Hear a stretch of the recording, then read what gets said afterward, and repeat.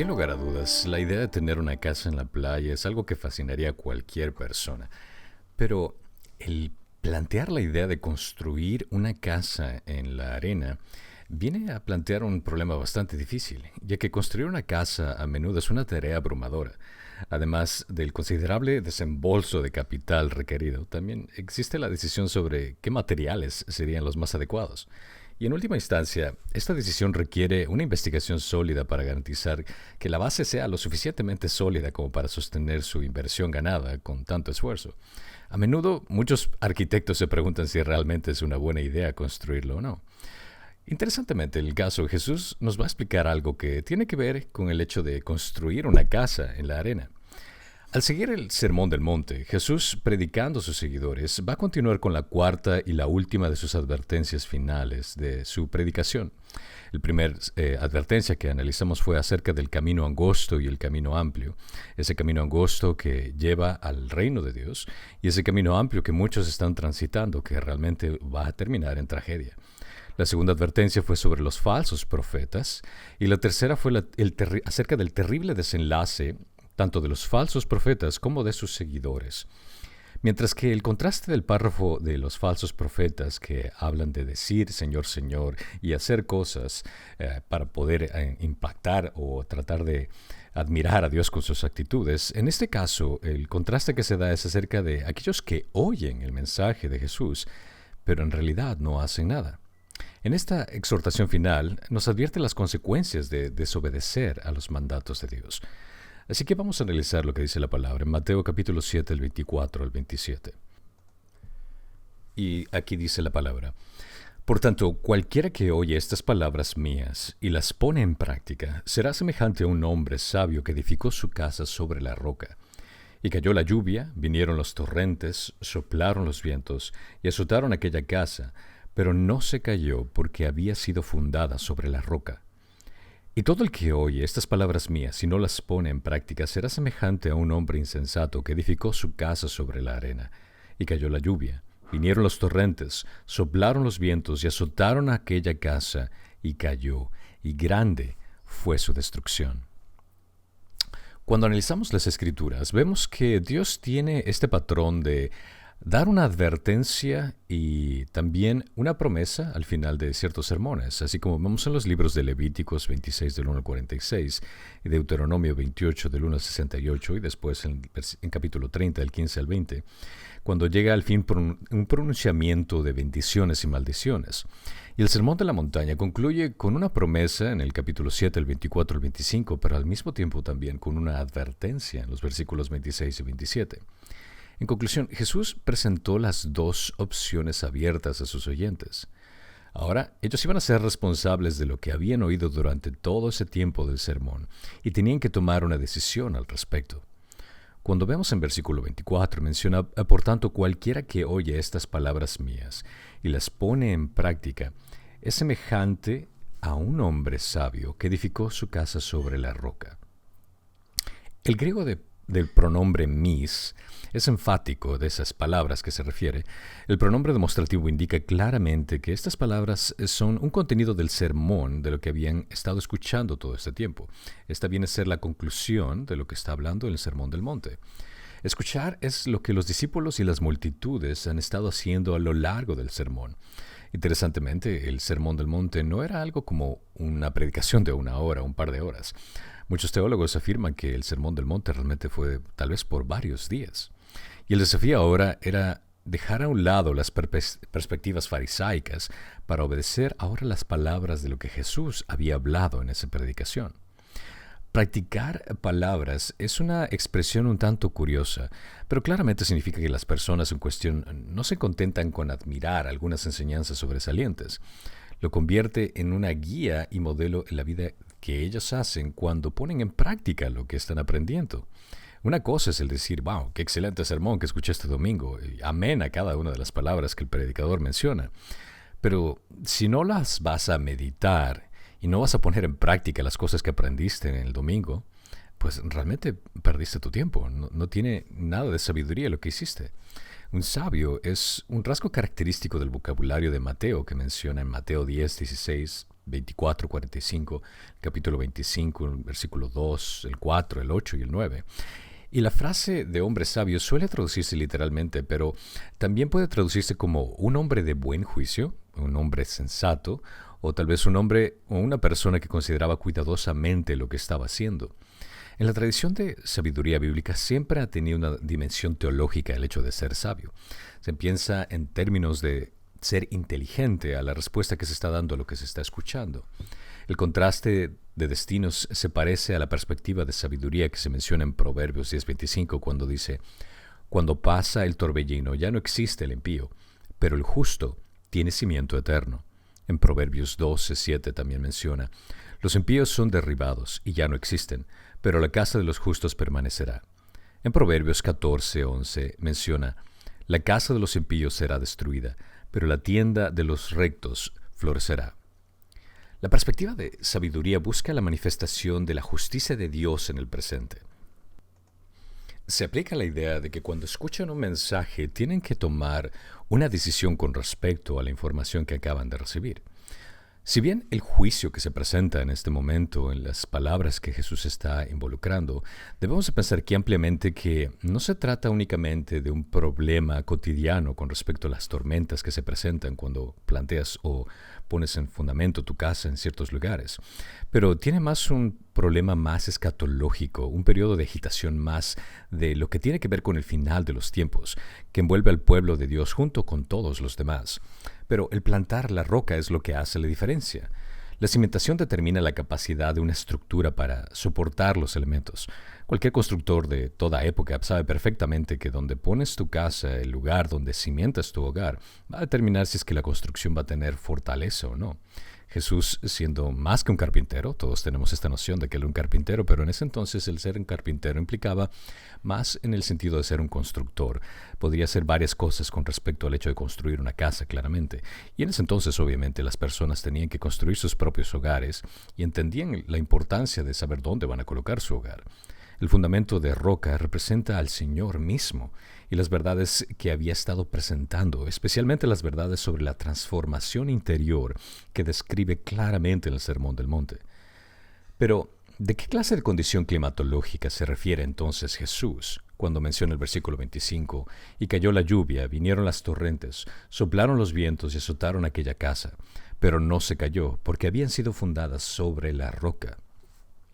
Cuando hacemos una exegesis importante de este pasaje, vamos a obtener la idea correcta acerca de lo que significa en esta situación climatológica, por ponerlo de esta forma. Pero popularmente hablando, la referencia de la parábola a menudo se minimiza incluso o se ignora al no leerlo en el contexto. La tormenta se interpreta como una referencia de experimentar en este mundo como dificultades diarias o tratar de encarar rumores o las tentaciones de la carne, la adulación o el poder que el diablo a veces tiene para tratar de dañarnos o los pensamientos pecaminosos que nos viene, haciendo relación que esas son las tormentas o esas son las torrentes que vienen cada día.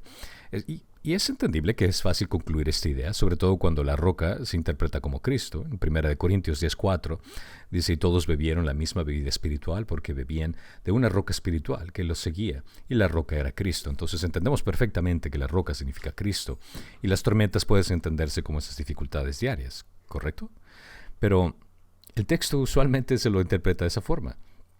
Generalmente el texto se usa como un llamado a aferrarse a los cimientos rocosos de la eterna palabra de Dios que es Cristo para que puedas aguantar las calamidades y las tragedias del diario vivir como un cristiano.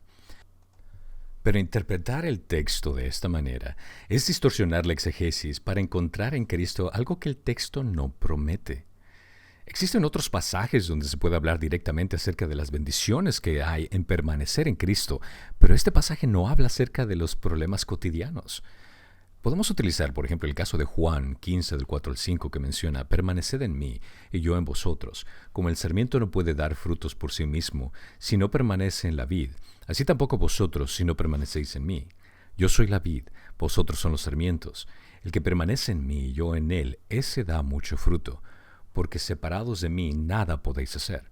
Eso es una referencia clara de lo importante que es permanecer en Cristo, que Él nos da la vida, que Él nos da lo que necesitamos para producir el fruto apropiado, que nos ayuda a enfrentar los problemas cotidianos en nuestro diario vivir, tal como lo menciona el fruto de Gálatas 5, 22 al 23. Mas el fruto del Espíritu es amor, gozo, paz, paciencia, benignidad, bondad, fidelidad, mansedumbre, dominio propio. Contra tales cosas no hay ley. Ahora, este es el claro ejemplo de que cuando permanecemos en Cristo vamos a tener ese gozo en medio de esas dificultades. Cuando recibimos esas noticias trágicas de tal vez ese ser querido que falleció o las noticias de una enfermedad que no nos esperábamos. ¿Cómo vamos a tener esa paz? A través de los dones del Espíritu cuando permanecemos en Cristo. Tenemos ese gozo en medio de las dificultades, esa paz que sobrepasa todo entendimiento, o incluso esa paciencia que necesitamos cuando tenemos que enfrentar una situación sumamente difícil. Esa bondad para tratar a aquella persona que nos lastima, o esa mansedumbre cuando queremos explotar de ira, cuando nos tratan mal, o alguna situación que realmente nos saca de quicio. Es el permanecer en Cristo y el recibir esos dones los que nos ayudan a lidiar con estas cosas, a salir victoriosos gracias al poder transformador del estar en la palabra de Dios, de alimentarnos de la palabra de Dios, de crecer y ejercer esos frutos que Dios nos da. Y claramente el ejemplo de Santiago 1:22 menciona ser hacedores de la palabra y no solamente oidores que se engañan a sí mismos. Porque si alguno es oidor de la palabra y no hacedor, es semejante a un hombre que mira su rostro natural en un espejo, pues después de mirarse a sí mismo e irse, inmediatamente se olvida de qué clase de persona es. Pero el que mira atentamente a la ley perfecta, la ley de la libertad, y permanece en ella, no habiéndose vuelto un oidor olvidadizo, sino un hacedor eficaz, éste será bienaventurado en lo que hace. En otras palabras, el hecho de permanecer en la palabra es lo que te hace transformar. Esa información que adquieres de la palabra de Dios es lo que transforma tu vida. Y gracias al poder del Espíritu Santo que vive en nosotros, podemos ejercer esa fuerza que necesitamos, esas ganas de vivir que necesitamos, ese gozo que necesitamos en frente a las dificultades que vamos a experimentar diariamente. Al regresar a Mateo, en este pasaje donde habla acerca de las tormentas, el interpretar esta parábola a la crisis de la vida en general para salir victoriosos, realmente es un error de exegesis. Recuerden, exegesis viene a ser una interpretación de lo que dicen las Escrituras, el sacar la información que está en las Escrituras tal y como están. El intérprete que hace que la Escritura diga lo que él quiere que diga viene a hacer esto una eisegesis. Eisegesis es nosotros poner una idea dentro del texto de lo que queremos que diga las Escrituras, lo cual es algo totalmente diferente cuando se trata de una exegesis, lo cual decimos que el texto diga lo que Dios quiere decir. Entonces, la interpretación apropiada es el hecho de leer el pasaje en contexto y darnos cuenta que la intensa orientación escatológica del contexto sin duda hace del juicio final el punto de referencia. La parábola enfatiza no simplemente pasar una prueba, sino sobrevivir una catástrofe que equivale al juicio final. La imagen de la tormenta con aguaceros, repentinas corrientes de agua a través de valles, generalmente secos, y fuertes vientos, sugiere claramente la idea de un juicio sobrenatural a los oyentes que consideraban esto sumamente raro en su región. Ahora, nosotros viviendo aquí en Phoenix, Arizona, que es un desierto, sería como dar un ejemplo, el de decir, bueno, vamos a tener un tsunami en este lugar. Sería absurdo pensar que va a ser un tsunami aquí, tendría que destruirse todo el estado de California para que nos llegue algo de agua en este sitio. Esta es la idea que está presentando Jesús. No únicamente una tormenta pasajera, sino algo que es catastrófico. El cimiento es donde va a probarse qué tanto va a soportar esta catástrofe.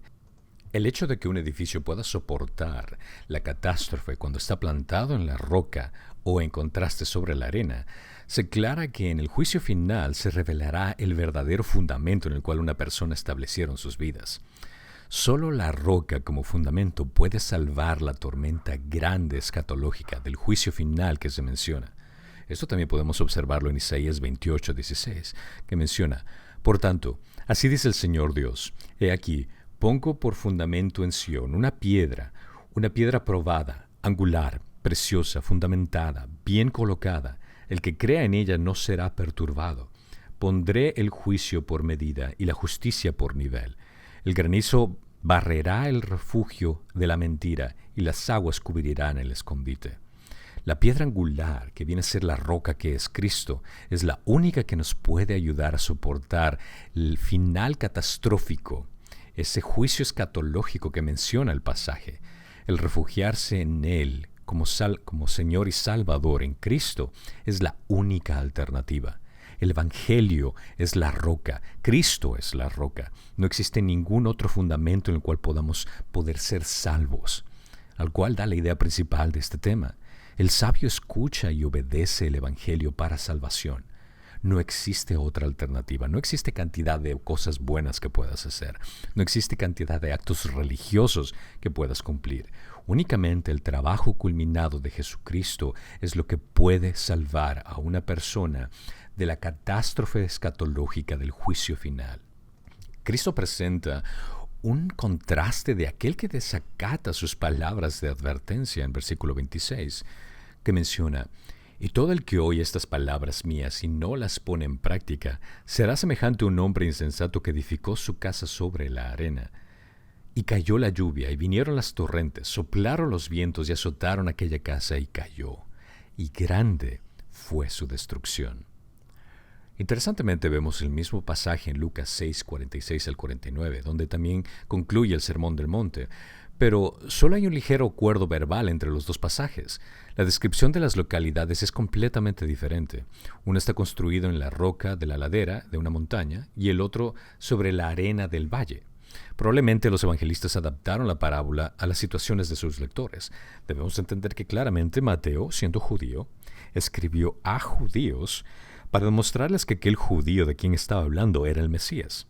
Por el contraste, Lucas fue escritor y un historiador que fue específicamente escribiendo para aquellos que no eran judíos, para aquellos que no entendían el contexto judío.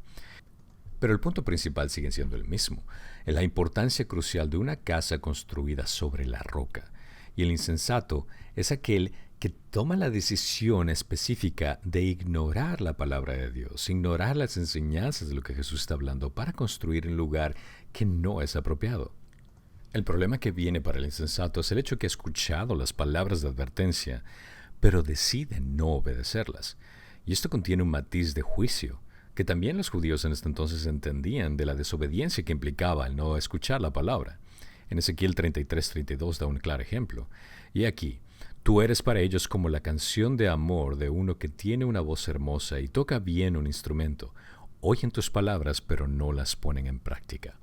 Es decir, aquellos que escucharon el mensaje de Jesús entendieron que sonaba muy interesante, pero no prestaron atención en obedecer. Y en contraste, construyeron en la arena. El énfasis no es de una elección deliberada de edificar en la arena, sino de no tomar en serio la necesidad de una base sólida. La imagen no es de dos hombres que seleccionaban deliberadamente los cimientos, sino el contraste de que uno elige y prepara cuidadosamente sus cimientos con uno que construye al azar. Considera esto: el trabajar, el construir una casa en una roca implica trabajo, implica esfuerzo, implica mucho tiempo, mientras que el construir en la arena puede ser en contraste sencillamente fácil porque no tienes mucho que cavar. Realmente el terreno es sumamente fácil para construir, a pesar de que el fundamento y los cimientos no son para nada seguros. La arena, para la audiencia en el Sermón del Monte, se refería a la justicia farisaica, que el pueblo conocía y que muchos basaban sus esperanzas. La arena, en la actualidad, puede significar aquellas opiniones humanas, el considerar de que solo el ser una buena persona es lo único que necesitas para ir al cielo, o el ser parte de una religión tradicional es lo único que te va a salvar, o tener alguna conexión con alguna persona que es religiosa y decir, bueno, ya tengo una palanca en los cielos porque tal familiar mío era un religioso que me puede dar una entrada en los cielos. Y también viene a ser aquellas enseñanzas de evangelios de prosperidad, donde uno tiene una esperanza de obtener las mejores cosas en esta vida. Todos esos son tipos de enseñanzas religiosas que en realidad no enfatizan la santidad, sino el enfatizarse en las cosas que van a obtener momentáneamente. Y todas esas cosas son transitorias, todos van a pasar. Aquellas enseñanzas de el hombre, donde se enfatiza la popularidad, la mejor vida ahora, o cualquier cosa que no tiene nada que ver con la santificación, vienen a ser el plantar una casa sobre la arena. Y el fracaso en hacer es la diferencia entre la necedad y la sabiduría, en plantar donde está tu vida. Y significa que la arena ha sido sustituida por la roca, por algo que es sólido. Los que pretenden tener fe, los que tienen un compromiso meramente intelectual, o los que disfrutan de Jesús en pequeñas dosis, son necios constructores. Cuando llegue la tormenta final, sus estructuras no engañarán a nadie, y sobre todo no engañarán a Dios. Una persona puede engañar a otra persona, pero a Dios no se le puede engañar. Se expondrá el cimiento y se revelará la falsedad de muchos, tal como lo hizo con su propio pueblo de Israel en el Antiguo Testamento, como lo vemos claramente en Ezequiel capítulo 13, versículo 10, que menciona: si porque han engañado a mi pueblo diciendo paz cuando no hay paz, y cuando alguien edifica un muro, he aquí ellos lo recubren con cal, di pues a los que recubren con cal que caerá. Vendrá una lluvia torrencial y caeréis vosotras, piedras de granizo, y se desencadenará un viento huracanado. He aquí, cuando el muro haya caído, ¿no se os preguntará dónde está la cal con la que recubristeis? Por tanto, así dice el Señor Dios: en mi enojo haré que un viento huracanado se desencadene también por mi ira. Vendrán una lluvia torrencial y granizo para consumirlo con furor. Así derribaré el muro que habéis recubierto con cal. Lo echaré a tierra y quedará al descubierto su cimiento. Y cuando caiga, seréis destruidos en medio de él, y sabréis que yo soy el Señor. Desahogaré así mi furor contra el muro y contra los que han recubierto con cal, y os diré: no existe el muro, ni existen los que recubrieron, ni los profetas de Israel que profetizaban acerca de Jerusalén, y que veían para ella visiones de paz cuando no había paz, declara el Señor. Esta fue una terrible experiencia que el pueblo de Israel encaró a la idea de que ellos podían hacer las cosas mejor en su propio entendimiento que el obedecer la palabra de Dios. Y la destrucción fue sumamente grande, de la cual también es la destrucción sumamente grande a la que se van a enfrentar muchos al final de los tiempos. Esa destrucción que se avecina es una catástrofe de tormenta que es el juicio final que no perdonará a nadie. Esa tormenta final será revelada la estabilidad de cada una de los cimientos. Y muchos se van a dar cuenta que sus cimientos de banalidad no les va a servir para nada, o la idea de que podían hacer las cosas por su propia cuenta, en su propio entendimiento, confiando en su religión, en su tradición, en lugar de la salvación en Cristo. Así que la idea se concluye de este punto. El sabio escucha y obedece el Evangelio para salvación, pero el necio desobediente sufrirá una pérdida catastrófica. Debemos de considerar que Jesús no estaba predicando la cruz de Calvario como el Evangelio que las personas del Sermón del Monte estaban escuchando.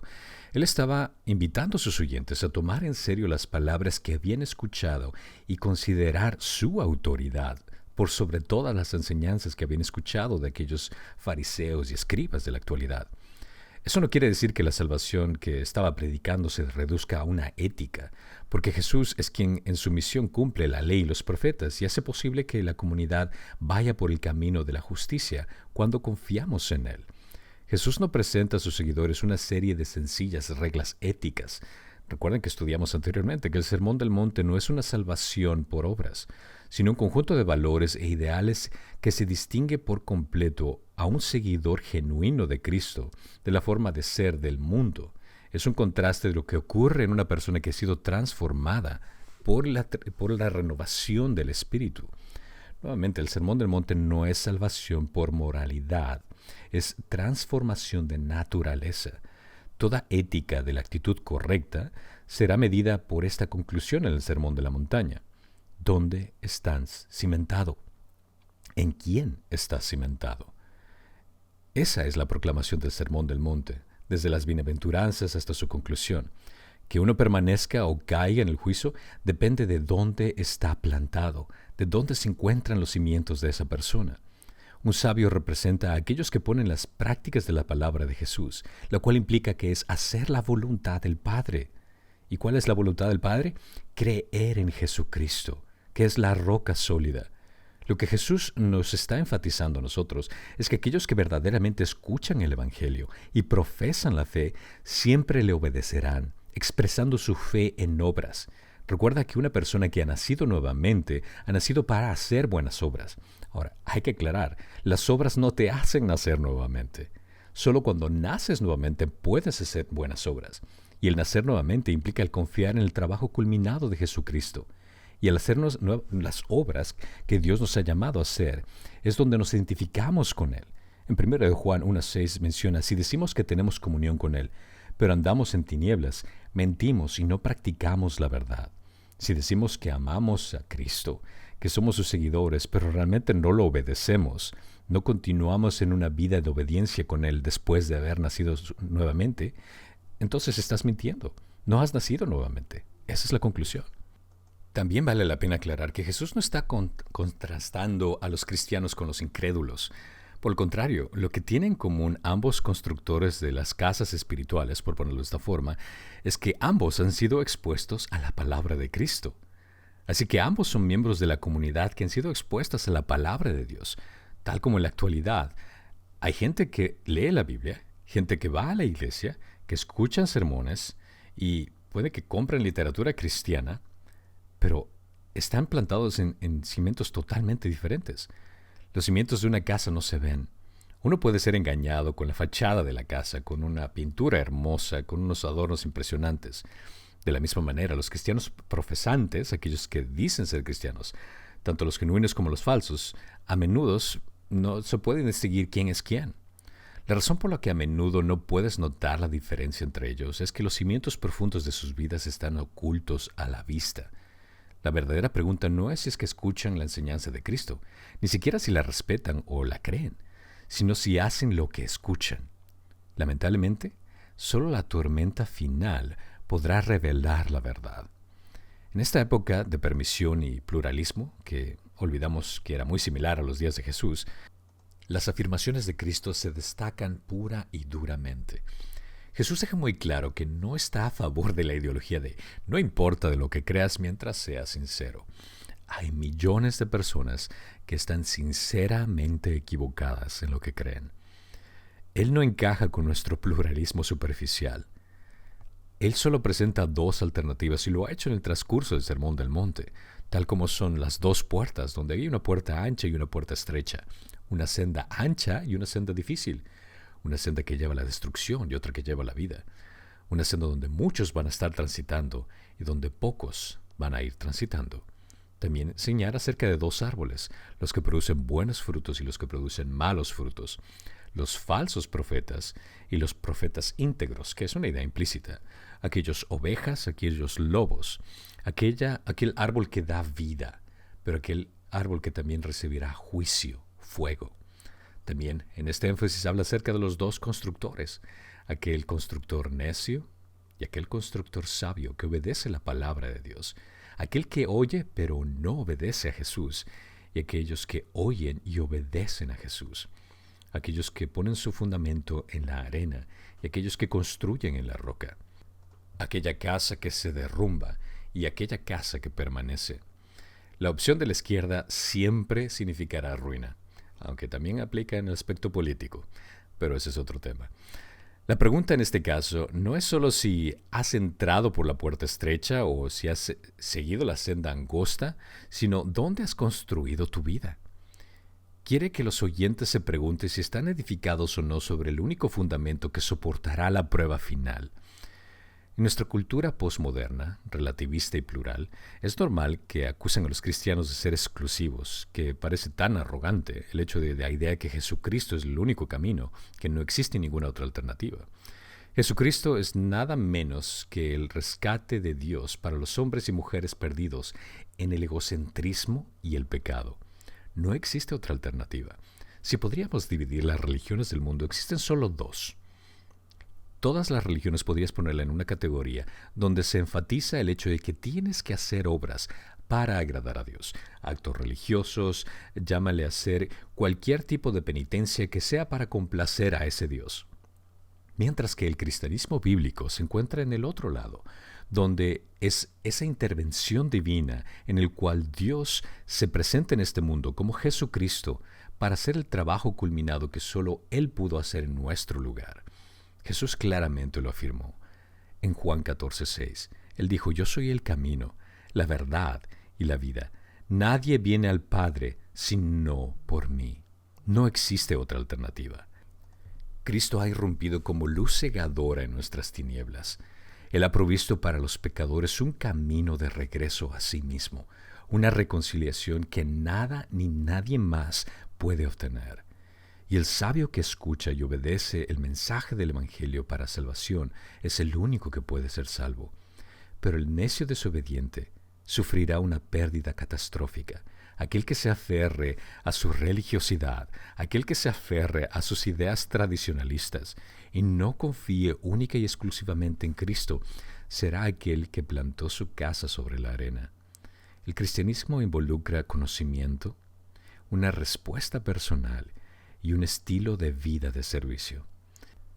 El énfasis de la importancia de la respuesta del oyente al Sermón del Monte por parte de Jesús es algo que debe de considerarse seriamente. ¿O obedeces a las palabras de Jesús o confías en tu propia filosofía de vida? Esta no es una advertencia que debe de tomarse a la ligera. No tienes otra alternativa más que Jesucristo. Y si no planteas tu vida en la roca, si no rindes tu vida a Jesucristo como tu Señor y Salvador, déjame decirte que estás plantando tu vida en la arena. Y lamentablemente, esa tormenta final va a demostrar que estuviste equivocado. Padre, Señor, te pido para todas las personas que estén escuchando este mensaje, que sea tu Espíritu que traiga convicción, que encuentren en tu palabra la verdad, que puedan descubrir quién eres tú, Señor Jesucristo, y que solo tú te lleves el honor y la gloria que te mereces. Ningún otro, solo tú. Bendícelo, Señor, con un entendimiento de las Escrituras, que puedan enamorarse de ti por medio de conocerte en tu palabra, y que tu nombre sea glorificado tanto hoy como en la eternidad, al reconocer que tú eres el Señor y Salvador. En el precioso nombre de tu Hijo Jesucristo te lo pido.